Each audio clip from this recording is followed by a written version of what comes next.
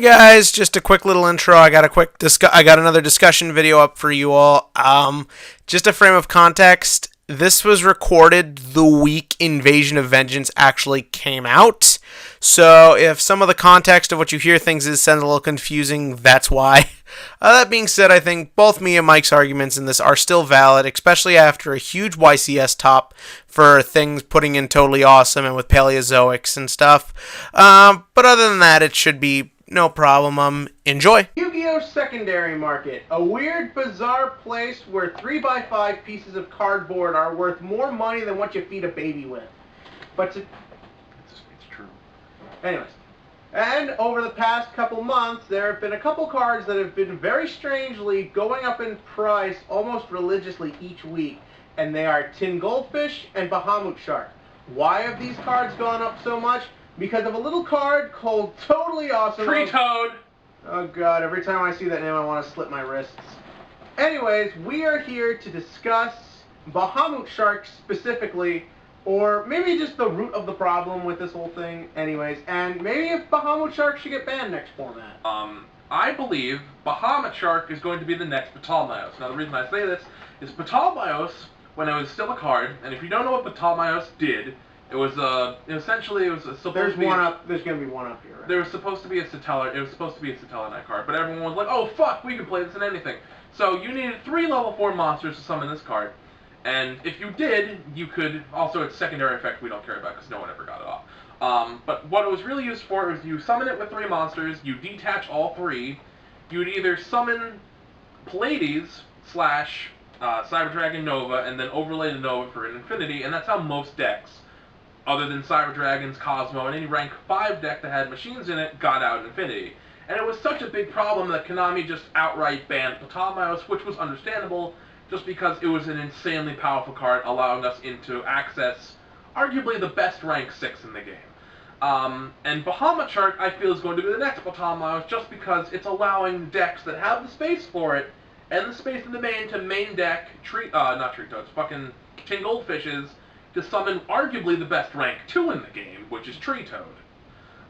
So do you know what Tree Toad does? I know you insulting my boy Gachi Guntetsu? Yeah. JK, it's Phoenix, Daigosu Phoenix. I don't know if you're putting a Tree Toad up here now, but Tree Toad it's already out, coming out this Friday. It's $60. It's $60, and probably going to go up more after it wins a regional. I think it'll stay at 60. However, if you're really looking to this card, I don't care if you've got to beat up your old next-door neighbor, just get them fast before something stupid happens. So, if you don't know what Tree Toad does, it was a card that blew up in the OCG, creating decks like Frog Heroes and Paleozoic Frogs. And it's just like, decks in Mermails.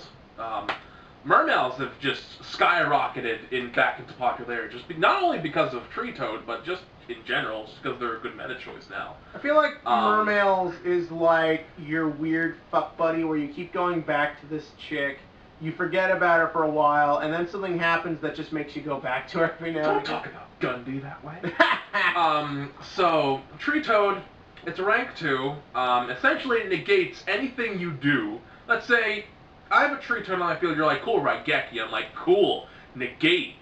I take it, I send it to my side of the field, and then I can use it whenever I want to. Mm-hmm. It's also for traps, albeit not counter traps, and monsters. I believe if it's a monster, you tribute it, and then set the monster face down. Correct. So, it's just an all-around great fucking card. And the decks that really can use it right now are rank 2s, like Paleozoics, Frog Heroes, because they can abuse the fuck out of Tin Goldfish and Bubble Man, and Mermails, because, I mean, they can just outright summon Bahamut Shark without any other additional cards. Well, they could also summon it legitimately with, like, Deep Sea Diva. It's true. So, I feel Bahamut Shark is on the verge, or on the path to becoming the next Ptolemaeus, and we have to talk about this, just because every deck that can play not only Tin Goldfish, but have the space for a Bahamut Shark and a Tree Toad, are going to at least try to test out if they can play Bahamut Shark. And albeit certain decks, like as I said before, Frog Heroes, Paleozoics, and Mermails can really only play this card, just because they have the resources for it, and other decks, to an extent, really can't. But I feel Bahamut Shark is still a problem that we need to talk about in case it becomes a huge problem, just because of how the cards have skyrocketed. I think Bahamut Shark's fine. I think everyone's going to forget about Toad and Bahamut Shark within the next 6 months. Here's the thing, and this is where I really think it comes into play.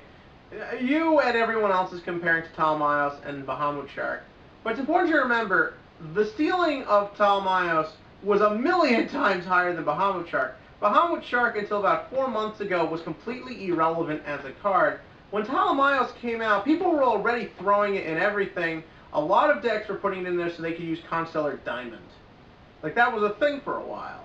And then when Infinity came out, that was just adding to it. Not to mention, it allowed decks that couldn't before to make Pleiades, which in my opinion is one of the, if not the best Xyz monster. And it's just like, it has more capabilities. The thing is, Bahamut Shark, you take Toad out of the equation, no one's ever going to care about this card again. It's always been a good card, but it's not really one you can do anything with. Like, the thing is that when you take a look at situations like this, first up, we need to see how Toad actually is going to fare here in the TCG, because we also just got ABCs. Let's see if people are really going to be that heavy with anything. Again, we'll need to see how the first regionals and YCSs go with it. Well, I mean, if I'm correct, back in the OCG, I forget if Toad came out before ABCs, but they're competing right now. Yeah. Like, ABCs and PALEOZOIC frogs are one of the best decks in the OCG right now. So it's just like, I feel my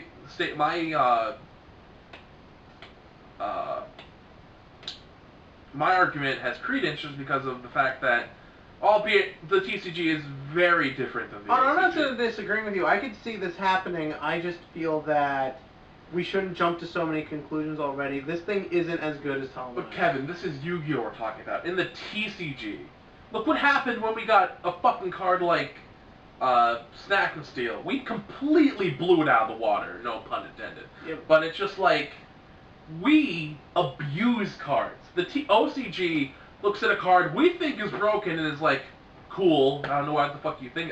Sure, maybe, but it's just like, they have a very different play style than us, but we, the TCG, will abuse a powerful card, and we've done it plenty of times. That's what I'm getting at. Is like, you say that, you know, Bahamut Shark or Toad Bahamut Shark wasn't anything until Toad got revealed, but us as players are going to find ways to abuse this card just because it is one of the best Xyz in the game currently. So that's what I'm getting at, is that us as the TCG are most likely going to ruin this card. Just because we're the TCG. Yeah, but the difference is that, again, with Ptolemaeus, it was also easier to summon. All you need was 3 level 4s. Well, here's Pendulum Summoning, let's go. The difference with Bahamut Shark is not only do you need to make space in your extra deck, you need to find space in your main deck. Not everyone is really that interested in doing that, and you bring up with the frogs in the OCG, that deck doesn't play Bahamut Shark. If you want to talk about... They can outright just summon Toad. Exactly. So the thing is, even if you get rid of Bahamut Shark, the people who want to play Toads are still going to find a way to play Toad. So the thing is that, like, ABC are never going to find a way to play Toad. Okay, someone might, but they're not going to be able to do it practically. DNA transplant called water. Oh, yeah. That card's all of a sudden going to be relevant. Hey, everybody, how many decks main deck more than 3 traps nowadays? I mean... No, my thing is that it's just, if Bahamut Shark was easier to make, if you didn't have to make room in your main deck, like, the reason it was so abusable for the Perform Pals and for the Perform Mages was putting out 3 level 4s was an easy thing to do. You know, it's easy to make space for Tin Goldfish in Heroes, because we already had Bubble Man, and Tin Goldfish is already helpful with your Shadow Mist plays. Goblinberg sucks. I still like Goblinberg. But anyways, it's just a situation of the decks that can abuse it will abuse it, but I just don't think anything is going to really go this far with the Bahamut Shark play. I really do think splashing this card into everything, once people get sick of trying for a couple weeks, we're just going to kind of forget about it.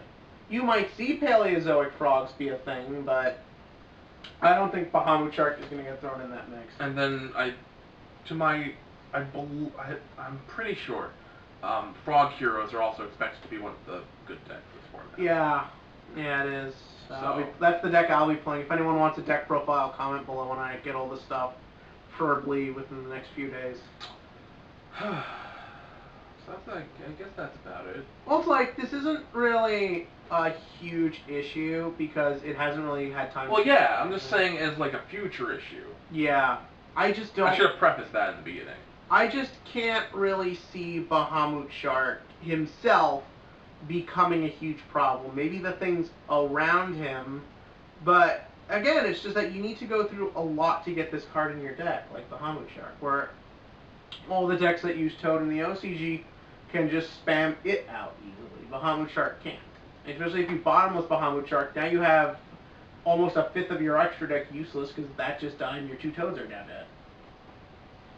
But I don't know, we'll have to see where the meta goes, but as of right now, I think it's fine. Well, again, only time will tell. Yeah. So, this has been us. That's been, yeah. So that's episode 2. I have nothing to talk about anymore, so if you have any suggestions until I think of something, or he thinks of something. Episode 2 of Dear God, Why Do These Cards Exist? Anyways. Good name. Yeah, so comment with your thoughts on this topic or any other topics you'd like to get brought up here. And as always, click to like and click to subscribe. And I don't have a proper ending because I'm losing my voice because I'm getting over a cold. Bye.